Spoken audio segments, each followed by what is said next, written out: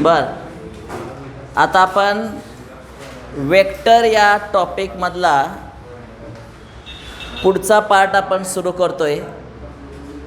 त्या पार्टचं नाव आहे direction ratios, direction angles. ल्या टॉपिक आपला वेक्टर्स टॉपिक सुरू आहे. वेक्टर्स या टॉपिकमधला पॉईंट बघतोय आपण, डायरेक्शन अँगल्स. हा पहिला पॉईंट डायरेक्शन अँगल्स. त्याच्यानंतर डायरेक्शन कोसाइन्स.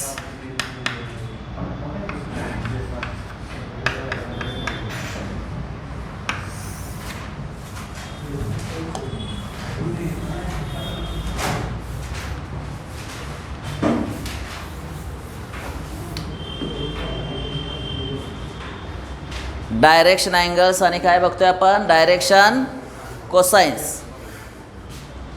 आता डायरेक्शन अँगल्स म्हणजे काय त्यासाठी जरा बघा.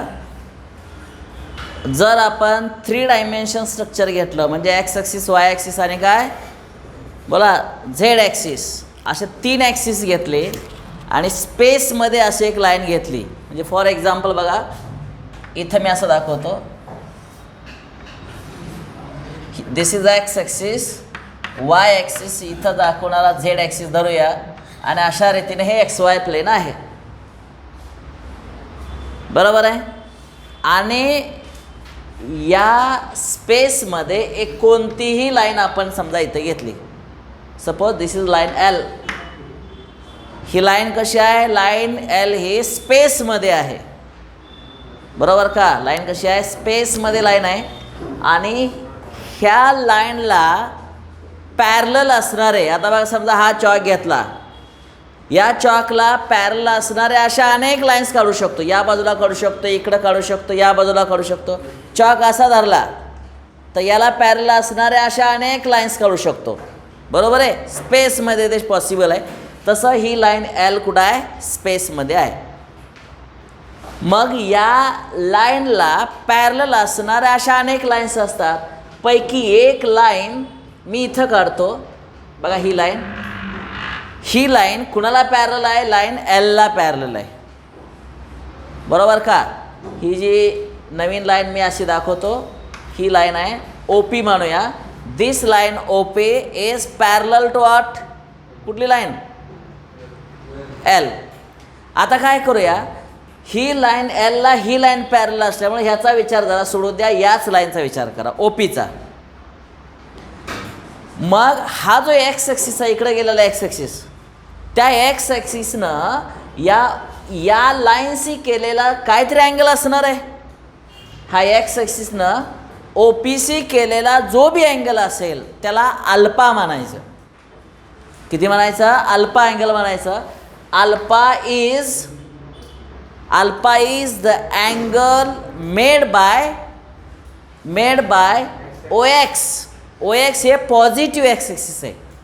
काय आहे, त्या ओ एक्स या पॉझिटिव्ह एक्स ॲक्सिसनं ओ पी सी केलेला अँगल अल्फा मानलेला आहे.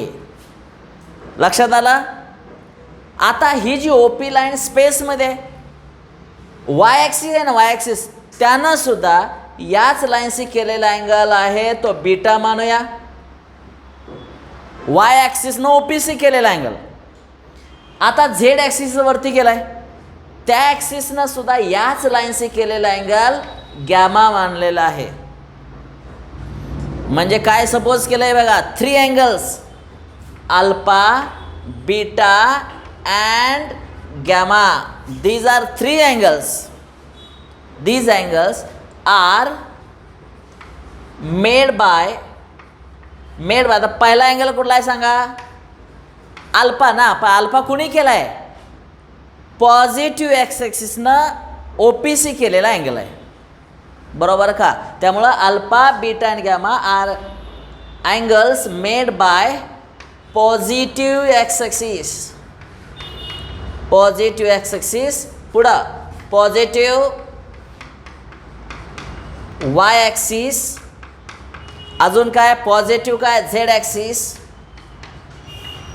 पॉझिटिव्ह झेड ॲक्सिस विथ कुणाशी अँगल केला आहे, विथ लाईन ओ पी, बरोबर आहे का. या तिन्ही ॲक्सिसनी केलेले अँगल मी इथं दाखवलेले आहेत आणि ते अल्फा बीटा आणि काय सांगितलं आहे गॅमा. मग याचा उलट अर्थ असा बी होऊ शकतो, ज्यावरती एक्स ॲक्सिस या लाईनला अल्फा अँगल करतो याचाच अर्थ this line makes, line O P makes alpha with X axis, beta with Y axis and gamma with काय झेड ॲक्सिस. ज्यावरती तिन्ही ॲक्सिस या लाईनशी अँगल करतायत याचाच अर्थ असा the same line O P makes alpha beta gamma with what, with the coordinate axis. आणि हे जे काय अँगल तयार झालेत त्यांनाच म्हटलं जातं डायरेक्शन अँगल्स. काय म्हटलं जातं, direction angles. Then alpha beta and gamma are called direction angles. बघा काय म्हटलं जातं, डायरेक्शन अँगल्स. आणि हे जे डायरेक्शन अँगल्स आहेत त्याला फक्त कॉस जॉईन करा. काय जॉईन करायचं, कॉस. आणि जे अँगल्स मिळतील त्याला म्हणायचं cosine of that angle. Direction, direction काय कोसाइन. अँड कॉस अल्फा पुढं कॉस बीटा आणि काय cos gamma are called cosine of angles.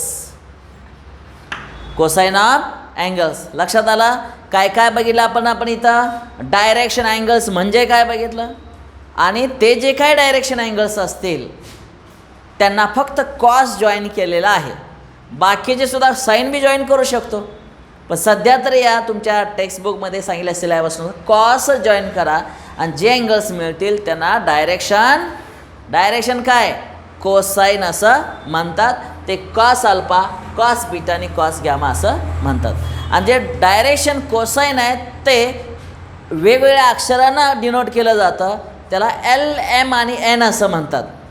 Direction cosines इथं लिहूया आपण, direction cosines are denoted by बोला एल एम आणि काय एन रेस्पेक्टिवली.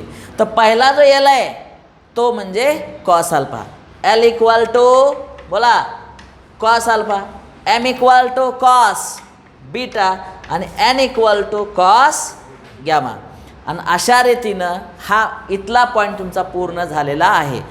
3 डायमेन्शन. तुम्ही ज्या हॉलमध्ये बसलेला x axis Y axis Z axis दिसतोय, स्पेसमध्ये एक लाईन आहे, बरोबर आहे का. असे एक कुठलीही लाईन इथं हवेत आहे, याला पॅरल असणाऱ्या अशा अनेक लाईन्स काढा की एक लाईन ओरिजिनमधून जाईल. बघा तुम्ही आता ऑब्झर्व करता या रूममध्ये एक्स ॲक्सिस दिसतोय, वाय ॲक्सिस दिसतोय, झेड ॲक्सिस दिसतोय, बरोबर आहे का. आपला राईट हँड रूल उजव्या हाताचा नियम, एक्स ॲक्सिस इकडे गेला, वाय ॲक्सिस इकडे गेला, वरती झेड ॲक्सिस. हा चॉक म्हणजे एक लाईन इथं आहे स्पेसमध्ये, बरोबर आहे. याला पॅरल असणाऱ्या अशा अनेक लाईन्स असणार आहे इथं, पैकी एक लाईन ओरिजिनमधून जाणार. समजा एक मोठा दोरा घ्या थ्रेड, ती लाईन दिसणार स्पेसमध्ये, ती ओरिजिनमधून गेली. मग हवेत असणारी जी लाईन आहे त्यानं एक्स ॲक्सिसशी केलेला असा अँगल अल्फा मानून टाका, त्याच लाईननं वाय ॲक्सिसशी केलेला अँगल बीटा मानून टाका, आणि त्याच लाईननं झेड ॲक्सिसशी केलेला अँगल त्याला काय म्हणायचं गॅमा. हे जे स्पेसमध्ये दिसतं तेच मी डायग्राममध्ये दाखवलं आहे. आपला राईट हँड रूल उजव्या हाताचा नियम बघा, आपला हात असा केला तर 4 बोटं म्हणजे एक्स ॲक्सिस, इकडून येणारा एक्स ॲक्सिस, इकडं वाय ॲक्सिस, इकडे जाणारा झेड ॲक्सिस. आलं लक्षात. आता हा जो ही जी लाईन आहे ना ओ पी, ही लाईन ओ पी अशीच पुढं वाढवली तर ओ पी डॅश मिळणार आहे. काय मिळणार आहे, ओ पी डॅश. मग इथून इथंपर्यंतचा अँगल अल्फा, पण ही स्ट्रेट लाईन आहे बघा, स्ट्रेट लाईन म्हणजे इथून इथंपर्यंतचा अँगल असतो 180 डिग्री. काय असतं मला 180 डिग्री. मग इथून इथपर्यंत समजा 150 डिग्री अँगल असेल, राहिला किती इथला 30 कसं काढलं 180 180मधून तो मायनस. मग ते रेडियनच्या भाषेमध्ये 180 म्हणजे पाय रेडियन म्हणतात. काय म्हणतात? Pi radian. मग इथला हा छोटा जो अँगल इथला दिसतोय त्याला म्हटलं जातं काय? पाय मायनस अल्फा. काय म्हटलं जातं? पाय मायनस अल्फा. हे जसं एक्स या ओपीला पुढं वाढवल्यामुळं तयार झालेला अँगल, तर बाकीचं सुद्धा वाय ॲक्सिससुद्धा तसं करता येईल. वाय ॲक्सिस हा इकडं गेला आहे, पुढं वाढवता येईल. तसं पाय मायनस अल्फा इथं म्हटलं आहे ना, अल्फा बीटा अँड गॅमा जसं सांगितलं आहे तसं पाय मायनस अल्फा हा एक अँगल तयार होईल. इथं झाला आहे तसं पाय मायनस बीटा अजून एक अँगल तयार होईल. आणि काय सांगा, इथं घेऊया, सांगा पाय मायनस अल्फा अजून एक अँगल तयार होईल. नंतर पाय मायनस बीटा एक तयार होईल. अजून काय? Pi minus gamma. हे सुद्धा डायरेक्शन अँगल्स आहेत. त्याला जर कॉस जॉईन केलं तर काय होईल? Cos of pi minus alpha, पुढं cos of pi minus beta आणि कॉस ऑफ बोला पाय मायनस गॅमा. हे सुद्धा अँगल झाले, यांना डायरेक्शन कोसाइन असं म्हणतात. लक्षात आलं? तर त्यामुळं जे मी आत्ता सांगितलं ते व्यवस्थित तुम्ही लिहिणार आहे. प्रथम मी डायग्रॅम काढा. डायग्रॅम काढा बरं. ती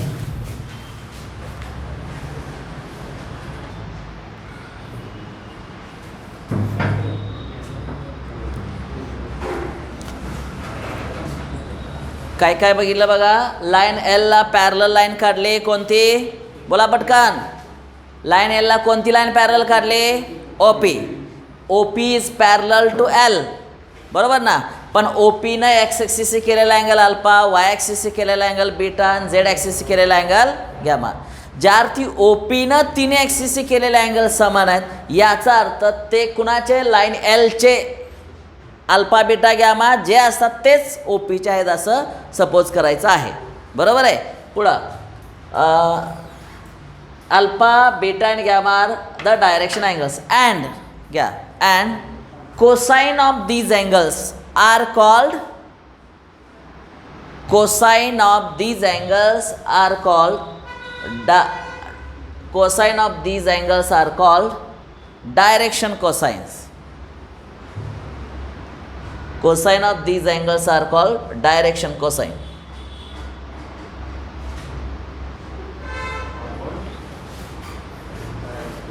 Direction cosine.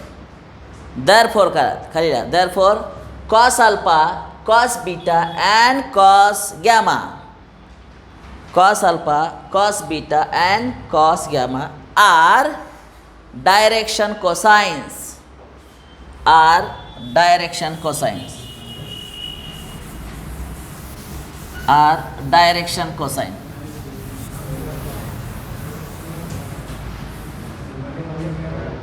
ओके. रिमार्कमध्ये लिहा direction cosines are denoted by, direction cosines are denoted bye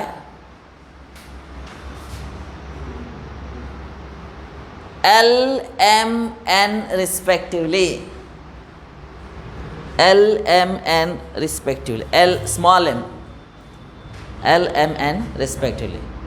Clear? Therefore L equal to cos alpha, M equal to cos beta and N equal to cos gamma.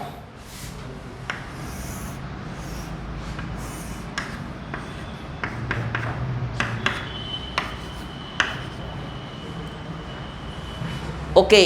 जरा सर्वांनी पुन्हा एकदा इकडं लक्ष द्या. आता मी काय घेतलं, हा आपला XYZ प्लेन आहे, बरोबर आहे. आणि एक लाईन कुठं होते? स्पेसमध्ये होते. अशी ही स्पेसमध्ये असणारी लाईन. परंतु हे स्पेसमध्ये असणारी लाईन स्पेसमध्येच आहे, पण त्याला पॅरलल असणाऱ्या अनेक लाईन्स असतात. पैकी एक लाईन आपण कुठून पाठवली? बोला ओरिजिनमधून पाठवली. त्या ओपीनं एक्स ॲक्सिसशी केलेला अँगल काय झाला? अल्फा. आता मी काय करतो, ही जी ओपी लाईन आहे ना, ओपी ती लाईन अशी असणार, ती अशी रोटेट करा आणि बरोबर एक्स ॲक्सिसवरतीच ठेवून टाका. जशी ही लाईन आपण इकडं रोटेट करू अल्फा कमी होणार आणि ही ओपी कुठं ठेवायची? एक्स ॲक्सिसवरती ठेवायची. आणि अशा रीतीने स्पेसमध्ये ती लाईन राहिलेली नाही, तर ती लाईन कुठं आली? एक्स ॲक्सिसवरतीच आली. बरोबर का? मग मला सांगा ही जर लाईन स्पेसमध्ये असणारी जर मी OP वरती अशी ठेवून टाकली तर अल्फा किती येणार आहे 0 बरोबर आहे. अल्फा किती झाला बीटा किती असणार आहे बीटा बघा की OP जर इथं असेल बीटा म्हणजे त्या लाईननं y ॲक्सिस केलेला अँगल 90 इकडं y ॲक्सिस इकडं नाही का आणि त्याच लाईननं z ॲक्सिस केलेला अँगल असा 90 आणि याला म्हटलं जातं direction angles of X axis. काय म्हटलं जातं डायरेक्शन. हे रिमार्क मध्ये लिहून घ्या remark direction angles of X axis are 0 90 90 0 90 90. CETला मल्टिपल चॉईस क्वेश्चन हे विचारले जाऊ शकतात. डायरेक्शन काय अँगल्स ऑफ एक्स ॲक्सिस. जर एखादी लाईन अशी स्पेसमध्ये दिसली तर अल्फा तर बीटा तर गॅमा. पण ही स्पेसमध्ये असणारी लाईन जर आपण एक्स ॲक्सिसवरती अशी अंतरली बरोबर आहे का स्पेसमध्ये असणाऱ्या OPची एक्स ॲक्सिसवरतीच ठेवला तर अल्फा 0 बरोबर का. अशी स्पेसमध्ये असणारी लाईन मी एक्स ॲक्सिसवर ठेवून टाकली अल्फा 0 झाला. बीटा कुठं आहे असं जमिनीला घासून तिकडं y ॲक्सिसपर्यंत 90 डिग्री आणि गॅमा कुठं z ॲक्सिस या भिंतीला असं घासून असणारी line it is a gamma. याला म्हटलं जातं डायरेक्शन अँगल्स ऑफ बोला direction angles of X axis. मग डायरेक्शन अँगल झाल्यानंतर direction cosine of X axis लिहा direction cosine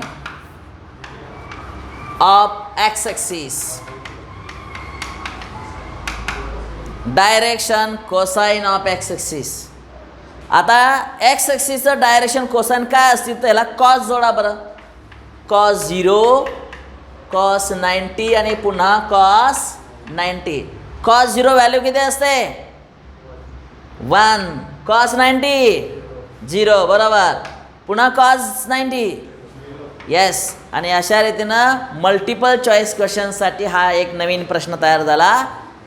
direction cosine of X axis are direction cosine of X axis are काय 1 0 0 लक्षातच ठेवायचं 1 0 0 कसं आलं ते अजिबात विसरायचं नाही बरोबर आहे. आता ही जी लाईन स्पेसमध्ये होती ती आता मी काय करणार आहे OP वरती होती नाही OP वरती ती उचला आणि ती y ॲक्सिसवरती ठेवून टाका. बघा ही अशी हवेत असणारी लाईन आता मी काय करणार आहे अशी ढकलत नेणार आहे आणि y ॲक्सिसवरती ठेवून टाका. म्हणजे मला सांगा तसं जर केलं तर direction angles of y axis are सांगा बरं. y ॲक्सिसवरती एखादी लाईन ठेवली तर x किती बरोबर आहे 90. इथं बघा ना OP इथं ठेवला तर OPने एक्स ॲक्सिस केलेला अँगल इकडं 90. OPनं स्वतः OPC केलेला अँगल 0 आणि त्या OPनं Z ॲक्सिस केलेला angle 90 right.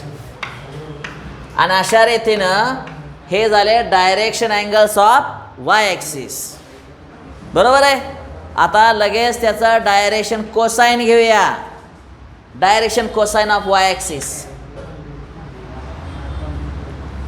Direction cosine of y axis काय येईल कॉस 90 कॉस 0 कॉस 90 म्हणजे काय कॉस 90 ची व्हॅल्यू काय 0 कॉस 0 1 0 आणि अशा रीतीनं 0 1 0 हे y ॲक्सिससाठी तयार झालेलं आहे बरोबर. नाव अबाउट Z ॲक्सिसचा विचार करा. या डायग्राममध्ये बघा हा जो OP आहे तो OP कुठं ठेवा आता Z ॲक्सिसवरती ठेवा. मग ही लाईन जर Z ॲक्सिसवरती ठेवली तर अल्फा असा येणार आहे बीटा या बाजूने येणार आहे हा अल्फा झाला, हा बीटा झाला आणि गॅमा म्हणजे तो 0 असणार आहे. आणि अशा रीतीनं direction angles of Z axis are 90 0 alpha beta gamma मिळाला. पुढं direction cosine of Z axis cos 90 पुन्हा कॉस 19 कॉस 0 आणि अशा रीतीनं 0 0 1. ओके, हे रिझल्ट्स तुमच्या पाठ असणं गरजेचं आहे. परीक्षेला प्रश्न असतो या तिन्ही ॲक्सिसवर आधारित डायरेक्शन कोसाइन. आता हा डायरेक्शन कोसाइन आहे ना, आपण मॅट्रिक्समध्ये एक मॅट्रिक्स असा बघितला आहे बघा, इकडं बघा 1 0 0 0 1 0 आणि काय 0 0 1 आहे की नाही आयडेंटिटी मॅट्रिक्स. त्याचं टेक्निक इकडं वापरा बरं. ही पहिली रो म्हणजे एक्स ॲक्सिसचे 1 0 0 मगाशी आन्सर काढलं आहे बघा, एक्स ॲक्सिसचे डायरेक्शन कोसाइन. 0 1 0 हे वाय ॲक्सिसचे डायरेक्शन कोसाइन आणि 0 0 1 आत्ता सांगितलं बघा झेड ॲक्सिसचे डायरेक्शन कोसाइन. आलं लक्षात? हां, लिहिलं का हे रिमार्क? हा अशा रीतीने 3 महत्त्वाचे रिमार्क आपण बघितलेले आहेत. पुढं लिहा, महत्त्वाचा थेरम आहे, इम्पॉर्टंट थेरम घ्या. थेरम इम्पॉर्टंट थेरम असा दिलेला आहे. इफ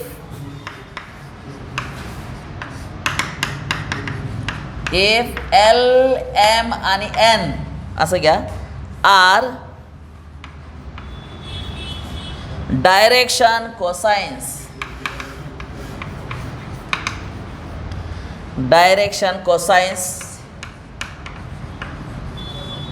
of a line,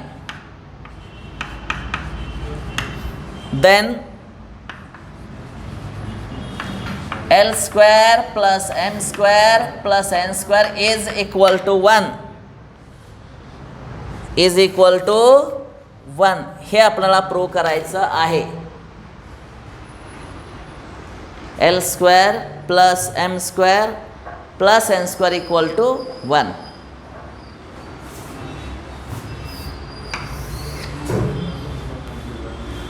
किंवा और म्हणा और हाच थेरम कसा विचारला जाईल ते. If alpha beta and gamma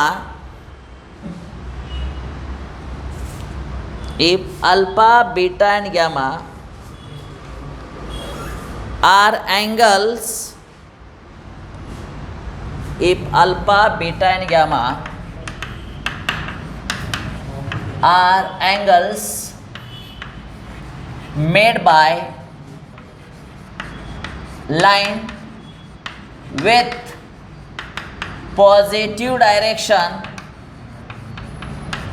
of x, y, z axis respectively, then cos square alpha plus cos square beta plus cos square gamma is equal to 1 असा हा थेरम आहे.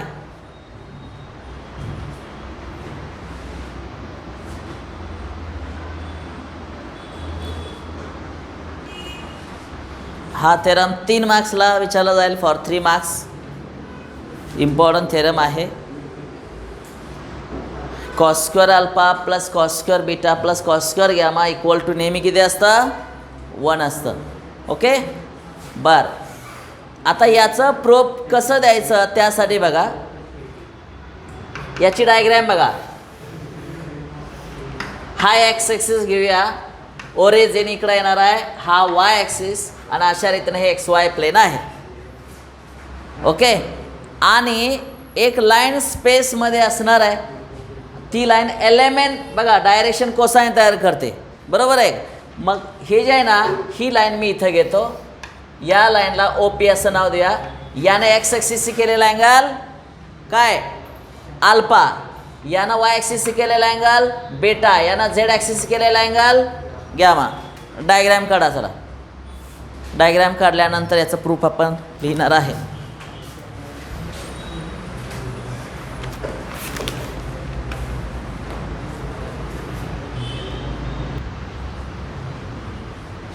आता याचं प्रूफ देण्यासाठी काय करायला पाहिजे बघा. ही जी लाईन आहे ना, कोणती लाईन सांगा? OP ही लाईन आहे. त्याला हा जो वेक्टर आहे त्याला A बार इक्वल टू, बघा तो वेक्टर काय म्हणूया आपण? A बार मानणार आहे. आणि A bar equal to A1 I cap, A2 J cap आणि A3 बोला K cap. A1 I cap. आता बघा, let A bar is a vector, बघा A bar is a vector along OP. OP वरचा कुठला vector मानलाय me? A बार. सांगा A बार काय येणार आहे? A1 I कॅप, A2 पुढं J कॅप आणि A3 K कॅप. हे एक वेक्टर घेतला. B अ वेक्टर अलॉंग लाईन OP, बरोबर आहे का? त्या OP वरचा वेक्टर मी असं सपोज केलेला आहे. आणि दुसरा कुठला? स्वतः एक्स ॲक्सिस वरचा युनिट वेक्टर कुठला असतो? एक्स ॲक्सिस वरचा युनिट वेक्टर कोणता असतो? I कॅप असतो.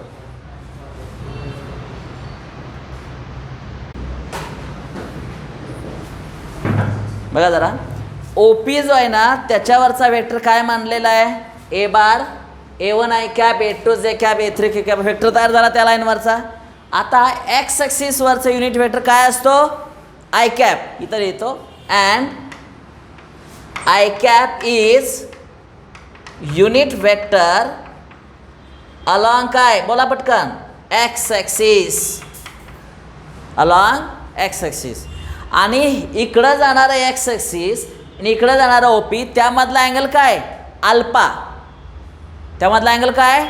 Alpha. Alpha is angle between, alpha is angle between, बोला पटकन, एक्स ॲक्सिस अँड काय? OP. बरोबर का? Alpha is angle between x axis आणि काय? OP. बरं, आता इथून पुढं जरा थोडासा कॉम्प्लिकेटेड पार्ट आहे. जरा बघा, मला सांगा बघा, हा एक वेक्टर घेतला ना, हा एक वेक्टर घेतला, त्यामधला अँगल अल्फा. हा कुठला ॲक्सिस आहे? X axis. आणि हा कुठला आहे सांगा? A बार. तिथला हीच डायग्राम बाजूला काढली. आणि दोन वेक्टरचा डॉट प्रॉडक्टची डेफिनेशन काय सांगा? A bar dot B bar. Dot प्रॉडक्टची डेफिनेशन सांगा. A bar dot B bar equal to modulus A modulus B into cos of theta ना. This is our basic definition. आता मला सांगा, A बार हा इथं दिसतोयच तुम्हाला. आणि हा जो B बार आहे ना, B बार म्हणजे स्वतः एक्स ॲक्सिस. B बारचा अर्थ काय? स्वतः एक्स ॲक्सिस. आणि एक्स ॲक्सिसवरचा युनिट वेक्टर काय असतो? I cap. त्यामुळे काय बदल होणार सांगा बरं? A bar dot I cap is equal to, हां आता बोला पटकन, हां मॉड्युलस A बार. बरोबर का? काय आला? Modulus A bar. A बार जो वेक्टर आहे त्याची लेंथ. मॉड्युलस I कॅप म्हणजे इट इज आणि cos of alpha. Cos of काय झाला? अल्फा. लक्षात आलं का? आता हे जे आहे ना, ह्याची डेफिनेशन लिहा बरं. याची डेफिनेशन या बाजूला सांगा काय येईल. किंवा असंच म्हणूया, A bar dot I cap is equal to फक्त A कॉस अल्फा. फक्त A काय लिहिलं आहे? Cos alpha. ही कशाची व्हॅल्यू झाली? A कॉस अल्फाची व्हॅल्यू झाली. समजलं का सांगा बरं? ही डेफिनेशन पुन्हा एकदा बघा. इथं मी काय सांगितलं बघा, हा OX जाणारा मी असा घेतला, OP जाणारा असा घेतला, राईट. आणि यामधला अँगल अल्फा.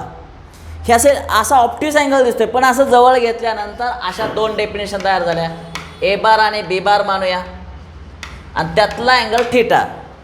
दोन वेक्टरमधला अँगल थिटा असल्यानंतर डॉट प्रॉडक्टची डेफिनेशन काय असते? आठवत आहे का?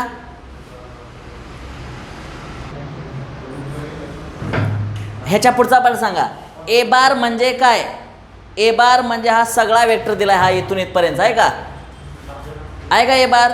ते ए बारच्या जागेवर ठेवा. सांगा A1 I कॅप हां A2 J cap plus A3 K cap dot with I cap is equal to A cos alpha.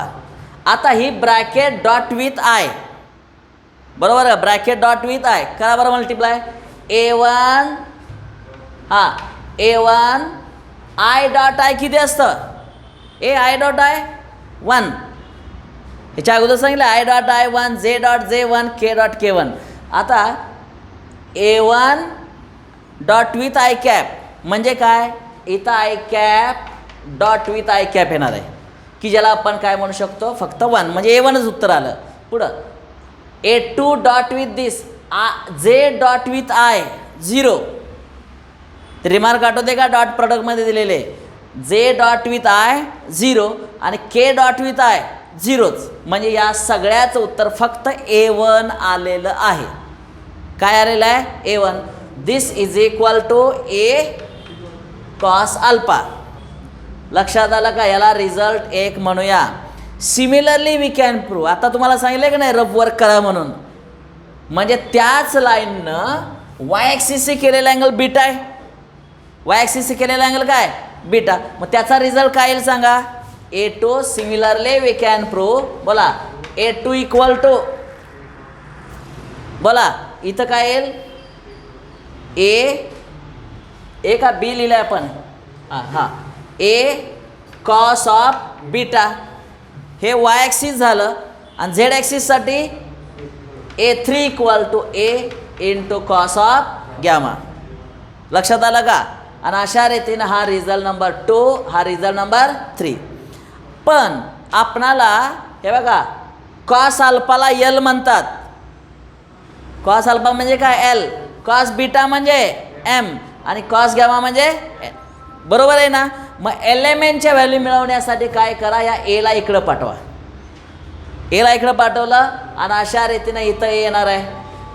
ह्या एला इकडं पाठवा, इथं येणार आहे. ह्या एला इथं पाठवा, ए मिळणार. आणि कॉस अल्फा, कॉस बीटा आणि कॉस गॅमा तयार झालेलं आहे. फ्रॉम 1 अँड फ्रॉम बघा 1, 2 अँड 3. सांगा cos square alpha plus cos square beta plus cos square gamma, ह्या सगळ्यांचा स्क्वेअर म्हणजे इकडच्याचा सुद्धा येणार आहे. सांगा A1 upon A bracket square plus A2 upon A bracket square plus A3 upon A bracket square. बरोबर आहे? आणि मगाशी काय रिझल्ट प्रूव्ह करायचा आहे बघा बरं? Cos square alpha plus cos square beta plus cos square gamma उत्तर किती? 1 प्रूव्ह करायचा. या सगळ्याचा आन्सर 1 येणार आहे, ते प्रूव्ह करावं लागेल. आता याच्या पुढचा पार्ट बघा. Cos square alpha cos square beta, बोला cos square gamma is equal to, ह्याचं एक्सपान्शन करा. बोला पटकन. काय? A1 square upon A square. इथं A2 square upon A square, A3 square upon A square. Denominator सगळ्यांचा समान आहे, त्यामुळं मी एकदाच लिहिणार आहे. काय लिहिणार आहे? इथं A स्क्वेअर. आणि सगळे एकत्र करा. A1 square plus A2 square plus A3 square. बरोबर आहे? आता हे A1 square A2 square A3 square म्हणजे काय? तर बघा मगाशी आपण डायग्रॅम काढली होती बघा. इथं ए बार लिहिलं होतं आपण. काय ए बार होतं सांगा? A1 I captcha square, A1 I cap plus A2 J cap plus A3 हे ए बार होतं. आता काय करा? ह्याचं मॉड्युलस काढा. मॉड्युलस म्हणजे कसं काढणार? असं लिहायचं. बरोबर का? किंवा याला फक्त ए म्हणलं तरी चालतं. आणि ह्याचं उत्तर काय असतं? Under root. बोला A1 square plus A2 square plus A3 square. आता हे जवळपास असं चालू आहे बघा इकडं. A1 square plus A2 square plus A3 square, पण हे रूटमध्ये आहे. दोन्ही बाजूचं स्क्वेअर करून टाका. ह्याचा स्क्वेअर केला की रूट निघून जाईल. राहणारा A1 स्क्वेअर A2² A3² आणि याचा स्क्वेअर फक्त A² राहील.